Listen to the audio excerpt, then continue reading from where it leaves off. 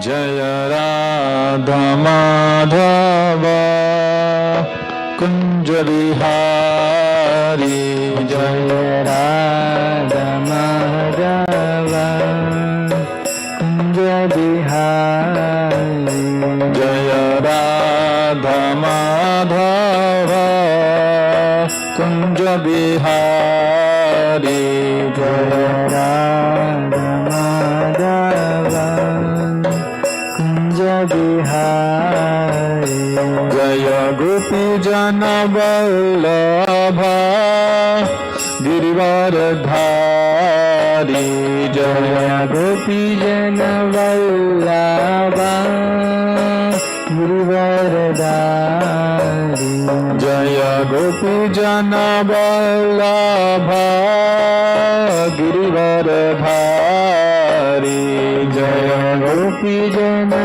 Vallabha Girivaradhari Yashodanandana Brajjana Ranjana Yashodanandana Brajjana Ranjana Yashodanandana Brajjana Ranjana Yashodanandana Brajjana Ranjana Yamuna Tira Vanachari Yamuna Tira Vanachari Yamuna Tira Vanachari Yamuna Tira Vanachari Jaya Radha Madhava Kunja Vihari Jaya Radha Madhava Kunja Vihari Hare Krishna Hare Krishna Krishna Krishna Hare Hare Hare Rama Hare Rama Rama Rama Hare Hare Hare Krishna Hare Krishna Krishna Krishna Hare Hare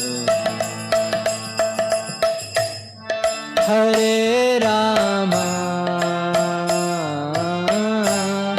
Hare Rama Rama Rama Hare Hare Hare Krishna Hare Krishna Krishna Krishna Hare Hare Hare Rama Hare Rama Rama Rama Hare Hare Hare Krishna Hare Krishna Krishna Krishna Hare Hare Hare Rama Hare Rama Rama Rama Hare Hare Krishna Krishna Krishna Hare Hare Hare Rama Hare Rama Rama Rama Hare Hare Hare Krishna Krishna Krishna Hare Hare Hare Rama Rama Rama Hare Hare Hare Krishna Krishna Krishna Hare Hare Hare Rama Rama Rama Rama Hare Hare Hare Krishna Krishna Krishna Hare Hare Hare Rama Rama Rama Rama Hare Hare Hare Krishna Krishna Krishna Hare Hare Hare Rama Rama Rama Rama Hare Hare Hare Krishna Krishna Krishna Hare Hare Hare Rama Rama Rama Rama Hare Hare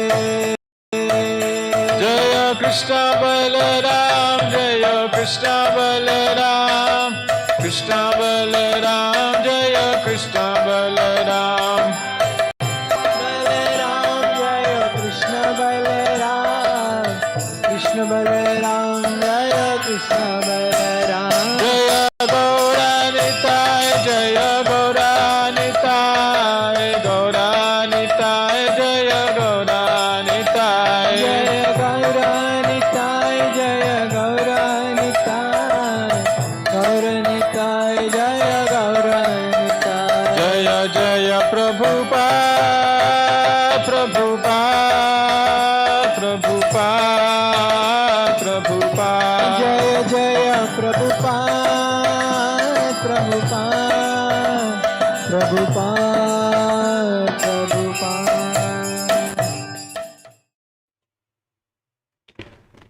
ओम अज्ञानतिमिरान्धस्य ज्ञानाञ्जनशलाकया चक्षुरुन्मीलितं येन तस्मै श्रीगुरवे नमः। नमः ओं विष्णुपादाय कृष्णप्रेष्ठाय भूतले श्रीमते Bhaktivedanta स्वामिन्निति नामिने।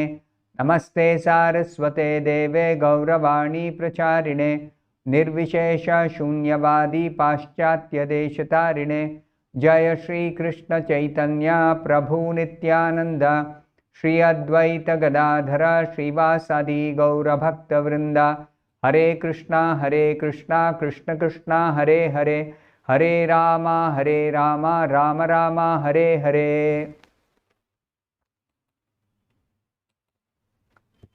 Bhagavad Gita, chapter 16, verse number 22.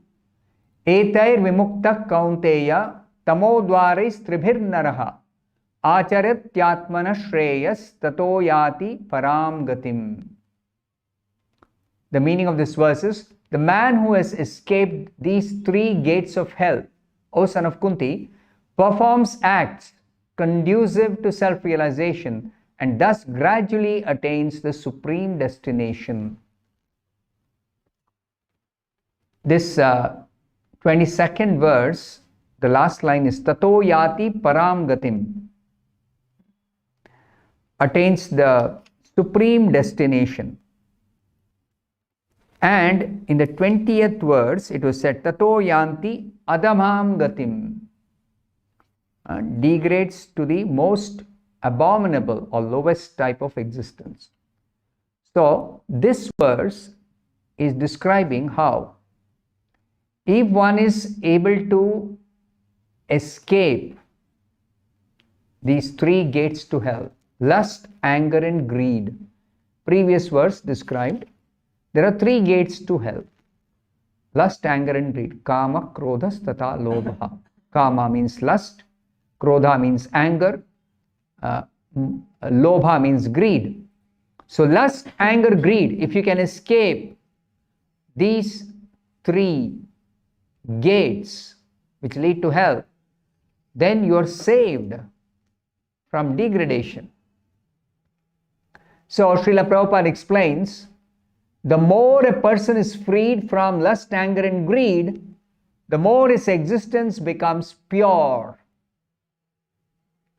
Then, after purifying his existence a little, having been saved from lust, anger and greed, that means no longer there is downfall, there is no degradation. One can be stabilized on a certain platform for acting properly, following the rules and regulations enjoined in the Vedic literature. So without following rules and regulations, nobody can elevate himself or herself. By following the regulative principles of human life, human life is distinctly different from all other forms of life. So for human beings, there is the Vedic scriptures, the Vedic literature. It's for human beings. So by following the regulative principles of the Vedic literature meant for human beings, one gradually raises himself to the platform of spiritual realization. If one is very fortunate by such practice to rise to the platform of Krishna consciousness, then success is guaranteed for him. In the Vedic literature, the actions and reactions are described, and the prescription is how can one come to the stage of purification. Purification means I already have committed some sinful activities, knowingly or unknowingly, in the past. So, come to the stage of purification means, first of all, I have to stop sinful activities. So, no more fresh sinful reactions will be accumulated. No more fresh reactions. So, stop sinful activities and also do something to clear away the old sinful reactions which are waiting to fructify, which are waiting to give me the suffering. So two things: stop sinful activities and purify the old sinful reactions. This is the stage of purification. Now, one important point Prabhupada explains here: whatever is prescribed in the scriptures is based on giving up lust, anger and greed. By cultivating knowledge of this process of purification as given in the Vedas for human beings, one can be elevated to the highest position of self-realization. Highest position of self-realization. This self-realization is perfected in devotional service. So, coming from the summarizing this whole thing, lust, anger and greed are three gateways to hell. So, try to give up this lust, anger and greed. The more one is freed from these three, the more one is able to actually stabilize oneself on the platform where one can begin practicing the rules and regulations for purification.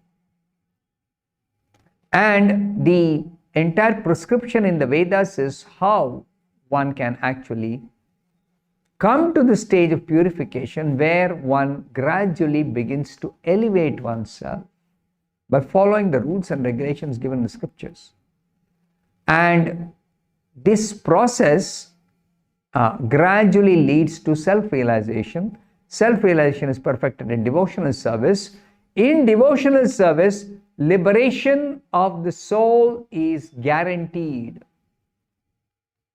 That is the ultimate goal.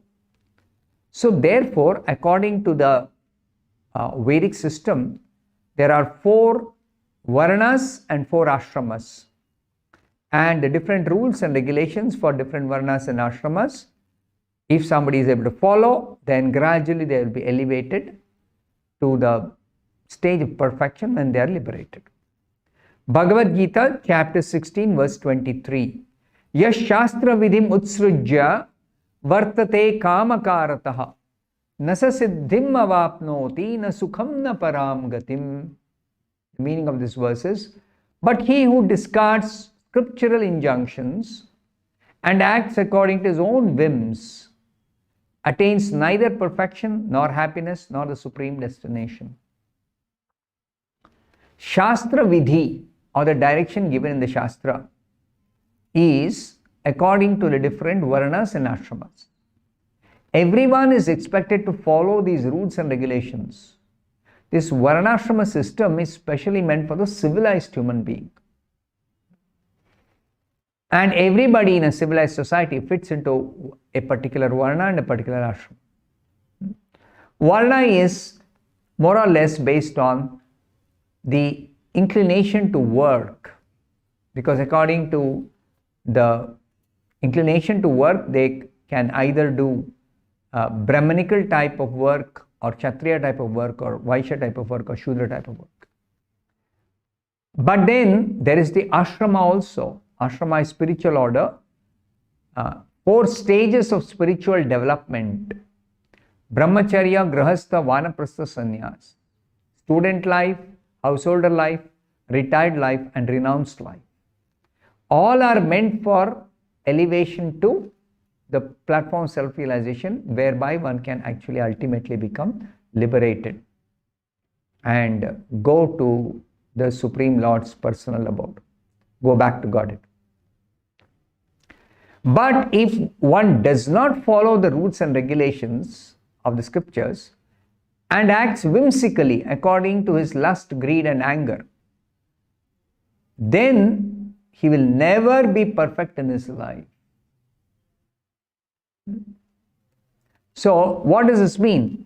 Even if a person knows theoretically some scriptural injunctions or some Vedic text, if he does not apply that in his own life, then he is known as the lowest of mankind, Naradhama. And such a person will not be able to elevate himself. Now, in the human form of life, it is a special opportunity given to the living being so that the living being will follow the rules and regulations and elevate himself to the highest platform. But if he does not follow them, he degrades himself. So human life is a junction point. Either one can elevate oneself or one will degrade oneself. Now, after following all the rules and regulations given in the scriptures and even the moral principles very nicely, if one does not come to the stage of understanding the Supreme Personality of Godhead, then all his knowledge becomes spoiled. Therefore, it is explained here, one should elevate oneself to the platform of Krishna consciousness and devotional service. Only then one can attain the highest perfection, not otherwise. So, the scriptures are directing one to first of all become regulated. Now, kamakarataha means actually one who acts whimsically, means does not care for any rules. Then one is actually acting according to his lust, according to his greed. And particularly it is said here, people who know something is forbidden but still don't care and go ahead and perform forbidden activities. That is called acting whimsically. Kamakarataha. Or one knows something has to be done, but they don't care to do it. That is also called acting whimsically. So such persons are condemned by the Supreme Lord. They cannot have the perfection of the human form of life. Especially it is said, human form of life is meant for purification of one's existence. In the beginning of this chapter it was told, Sattva Samshuddhi, purification of existence. So human life means follow the rules and regulations of the scriptures and try to purify one's existence. Then one can attain the real stage of happiness, one can become self-realized, one can get ultimate liberation and go back to God. Bhagavad Gita chapter 16 verse number 24. This is the last verse of the chapter. This is the end of the chapter. Tasmat shastram pramanam te karya vyavasthitau jnatva shastra vidhanoktam karma kartum iharhasi. One should understand what is duty and what is not duty by the regulations of the scriptures. Knowing such rules and regulations, one should act so that he may gradually be elevated. This is the last verse, the last instruction in this chapter by Lord Krishna. So Lord Krishna is telling, you should understand what should be done and what should not be done, which is the basis of civilized life. Not act whimsically. Follow the rules. By the regulations of the scriptures, don't manufacture your own system, your own philosophy, your own theory, your own understanding. No. Standard. Because it is explained that all the rules and regulations in the Vedas are meant to understand Krishna. If one understands Krishna from the Bhagavad Gita and becomes situated in Krishna consciousness, engaging oneself in devotional service, such a person has reached the highest perfection that can be attained by the knowledge given in the Vedas. Now, Lord Chaitanya has made this process very, very easy, especially in this age. For people to follow the rules and regulations of the Vedas is difficult. Sometimes people even say it's impractical. So Lord Chaitanya has simplified. He says, first of all, simply begin by chanting the Hare Krishna mantra. Hare Krishna, Krishna Krishna, Hare Hare, Hare Rama, Rama Rama, Hare Hare. And then he says, also engage in some practical devotional service. And third thing is, he says, always eat the remnants of foodstuff offered to the deity, offered to Krishna. Krishna prasadam. Because we have to maintain ourselves by eating some food. So don't simply eat any food. Eat that which is remnants of what is offered to Krishna. This is explained in the earlier chapter itself.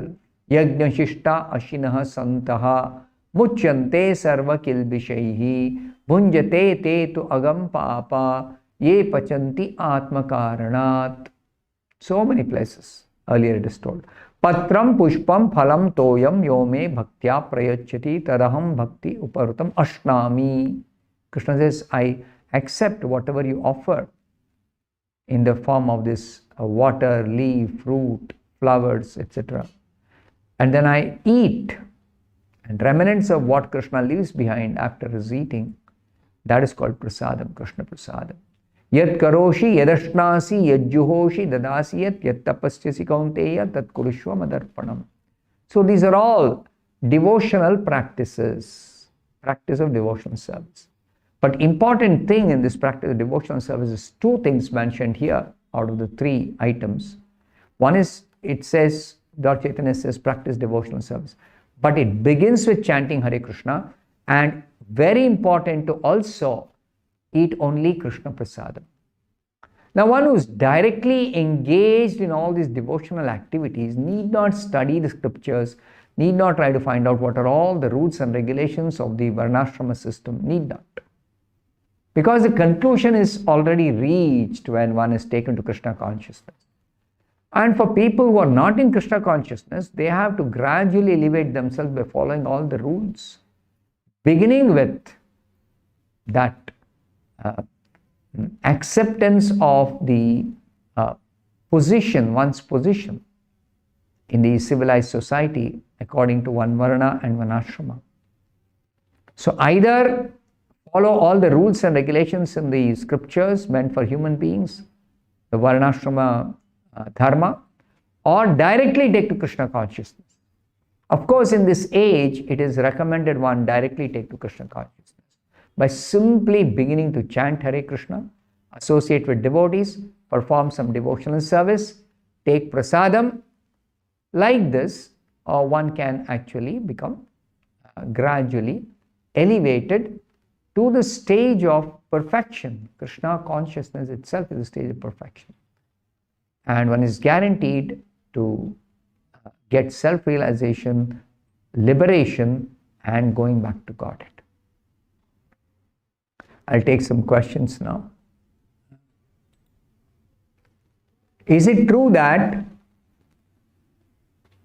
Tulsi glories? That if we place the Tulsi twigs on dead person's body, all his sins will be destroyed and he'll be free to go where he desires. Now, scriptures give a lot of ways of purifying somebody. Whether, especially when somebody is living itself, if they take Charanamrit, they are purified. If they take prasadam, they are purified. If they take tulsi leaf, which is offered to the lotus feet of Krishna, then they are purified. That's a fact. Now, as a duty, in our scriptures it is mentioned, the descendant can do something for a departed soul, especially at the time of death. This is the culture and practice, that they pour Ganga Jal into the person's mouth.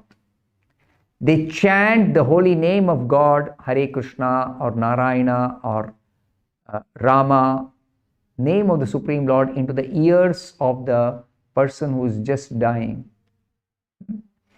Or, as you said here, they will place tulsi twigs or tulsi leaves on the body.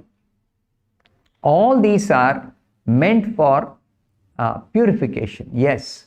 But then it also depends what the person has done in his life, his or her life, and also what is the desire of the person at the time of death. What is the consciousness and what is the desire of the person at the time of death? That's very, very important. So anyway, as a duty, the descendant should do this. Definitely, yes. Now, what will actually happen to the person? What is the destination? That is not in our hands. That's in the hands of the Supreme Lord, ultimately. And if they are not devotees, then the demigods will take charge of leading to the correct, to the deserved destination. In any case, it is good to perform these type of beneficial last rites for the departed soul. Yes. Next question. Kindly please clarify once more the relationship between mind, ego, and intelligence. Yes, these are three different functions of the subtle body. Just like the gross body, you can separate out, you can separately understand there are the hands, there are the legs, there is the stomach, there is a kidney, there is the heart, there is all this, eyes, ears, nose, but that is only the gross body. The subtle body, you cannot separate out, though there are three functional parts: mind, intelligence, ego. There are three parts of the subtle body, but they cannot be separated. So only the function wise you can understand how the subtle body functions. So the thinking facility, emotional faculty is that of the mind, what we say the mind. Then the intelligence is the discriminatory facility or faculty, discrimination, knowledge. That is the intelligence. Memory, that is also intelligence. Then third one, ego, is the identity. Identity, who am I? Or I identify. It's like I think, in terms of this body, I think. Since I am born in India, I think I am Indian. Since I am born in Karnataka, I think I am a Kannadiga or I am a Karnataka person. Since I am born in a particular family, I identify with that family. Like that. These are all ego. Or somebody thinks I am very, very intelligent person, or somebody thinks I am very smart person, or somebody thinks I am very unfortunate person, or somebody thinks I am very poor. Like that. These are all functions of the ego, the feeling or the identification of the identity. What's the identity?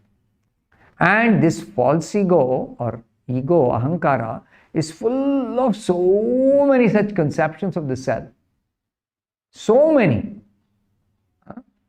I have been a victim of some injustice, or I did something wrong in the past because of which I am afraid I had to suffer in the future, or I have a guilt feeling because I did something bad to somebody, etc., etc. So these three, how to understand, you're asking the relationship.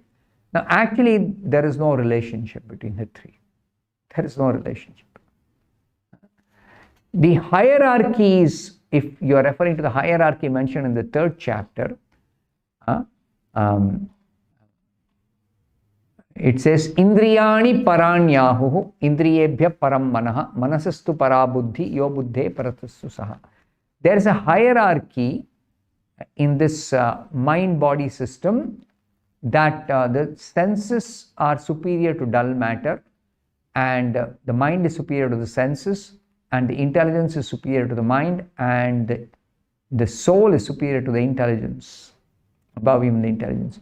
So this hierarchy is given to help us understand that you as the spirit soul, you can take control of your senses, of your mind, of your intelligence by the recommended method in the Bhagavad Gita, in the scriptures, by Krishna consciousness. Take charge. Don't act whimsically, kamakarataha. Don't be driven by lust. Don't be driven by senses. You take charge. You decide whether you want to do something or not do something. You can do it. You can decide like that. You don't have to necessarily be simply carried away by the dictation of the senses or the mind or the intelligence. Rather, the intelligence can be used for discrimination when you follow the scriptures, when you follow the instructions of the acharya, when you follow the instructions of the wise people, instead of deciding yourself. If your intelligence is trained, what is correct, what is wrong based on the Shastra.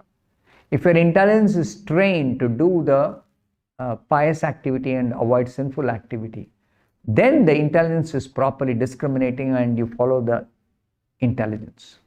But if the intelligence is untrained or intelligence is not properly conversant with all the scriptural directions, then you don't follow your intelligence, you follow the Shastra. You refer the Shastra and decide what you should do, what you should not. Next question, what is meant by it stays when referring to changes of the body? Body is born, it grows, it stays. Stays means the body is born, you understand. Growth also you understand. But after a certain number of years of growth, let's say 30 years age, 30 to about 40 or 45, one remains at a certain level in terms of energy, in terms of growth. There's no more growth. Then after that, the body starts deteriorating. After 45, 50, the body starts deteriorating. Energy in the body comes down. The senses start becoming weak. Memory starts failing. Hair starts becoming gray. Of course, these are different symptoms. Not necessarily everybody we can see all these symptoms, but definitely the body starts deteriorating, and that is the next stage. After it stays, it produces byproducts, that is all the offshoots of the body, and finally the dwindling and vanishing. Is Lord Shiva Brahma's son or Vishnu's energy? Kindly clarify. Shiva is not Vishnu's energy. Shiva is an incarnation of the Lord. He appears as the son of Brahma.